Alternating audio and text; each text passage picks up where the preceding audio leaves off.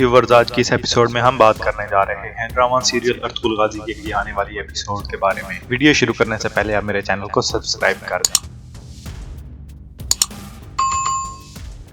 Last episode में आपने देखा कि अर्तुगरुल अपने भाई सुंगरतिन से मिलने इंसाफर खाने गया हुआ है और वहीं पे नौयान भी आ जाता है। दूसरी तरफ आप ये भी जानते हैं कि गुलजारो ने अपने सिपाहियों के साथ नौयान की बेस के ऊपर हमला कर दिया है और दूसरी तरफ जहाँ पे तुंगत अर्तुगरुल के लिए घात लगाए बैठा था, वहाँ पे तैमूर ने हमला किया और उसके सारे सिपाहियों को मार दिया और तुंगत वहाँ से भाग चुका है। आज की ये वीडियो बहुत ही इंटरेस्टिंग होने वाली है। आप देखने वाले हैं कि सुंगरतिन अपने भाई अर्तुगरुल को बताता है कि वो कबीले क्यों नहीं आ रहा। वो उसको बताता है कि सुल्तान अलाउद्दीन ने उसको एक स्पेशल टास्क दिया है, वो पूरा करने जा रहा है। सुंगरतिन अर्तुगरुल को बताता है कि सुल्तान अलाउद्दीन ने उसको ये टास्क दिया है कि मंगोलों के साथ जितने भी तुर्क कबीले मिलकर लड़ रहे हैं उनको वहां से निकालना है ताकि मंगोलों की फौज टूट फूट का शिकार हो जाए और उसके बाद आखिरी मार्का खेज जंग लड़नी है मंगोलों के साथ ताकि वो शिकस्त खोरदा होके अनातोलिया से निकल जाएं और हमारी जमीनों को छोड़ दें। वो उसको बताता है कि ये टास्क पूरा करने के बाद मैं वापस अपने कबीले आ जाऊंगा। आप देखने वाले हैं। ये सुनने के बाद अर्तुगरुल कहता है कि ये सब काफी नहीं होगा कि हम ऐसे मंगोलों का खात्मा कर सकें, हमें पहले तुर्क कबीलों को इकट्ठा करना होगा। जिसके जवाब में आप देखेंगे सुंगरतिन उसको कहता है कि सुल्तान अलाउद्दीन ने इसके बारे में भी सोच रखा है। सुंगरतिन अर्तुगरुल को एक मोहर देता है और वो उसको बताता है कि ये सुल्तान अलाउद्दीन ने भेजी है ताकि सारे तुर्क कबीले इस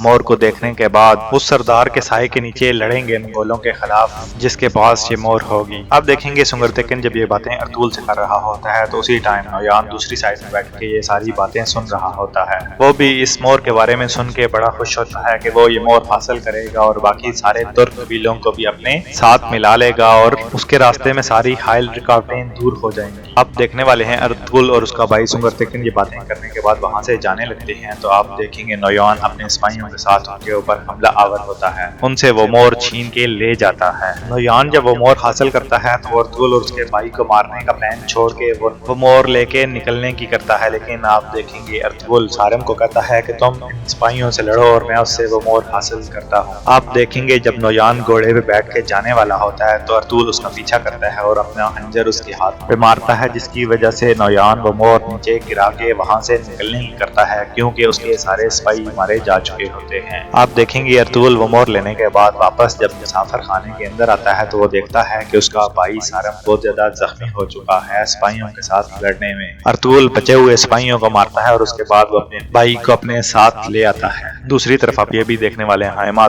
सुल्तान से पूछती है कि तुम सुंगरतिन से मिली हो, वो कैसा है? जिसके जवाब में हलीमा सुल्तान उसको कहती है कि वो बहुत अच्छा है और सेहतमंद है, आपको उसके बारे में परेशान होने की जरूरत नहीं है। हलीमा अपने बेटे सुंगरतिन को याद करने के बाद बहुत ज्यादा अफसरदा हो जाती है कि वो कैसे हम लोगों से बिछड़ गया था एक जंग में। दूसरी तरफ आप ये भी देखने वाले हैं कि गुलजारो जिसने नौयान की बेस के ऊपर हमला किया था वो उसके सारे सिपाहियों को मार चुका है और अब्दुर्रहमान जिसको वो बचाने गए थे उनको वो बचा के वापस अपने कबीले ला रहा होता है। वो हमजा जो कि उनके साथ मर्दारी कर रहा होता है उसको पकड़ के भी अपनी कैद में रख लेते हैं और उसको भी वो कबीले ले आते हैं। दूसरी तरफ आपको ये भी देखने के लिए मिलने वाला है कि अफरासियाब जो कि ताजर होता है वो इस बात की टेंशन ले रहा होता है कि कई कबीले के सिपाही सारे कहाँ गए हैं, क्योंकि वो नौयान के साथ मिलकर काम कर रहा होता है और उसको इस बात की टेंशन हो रही होती है कि उसको ये भी नहीं पता कि वो सारे कहाँ गए हैं। तो वो नौयान को क्या बताएगा? वो ये बात पता करने के लिए हाइमा खातून और खुशनूद सरदार के पास जाता है और उसको बताता है कि मैं जो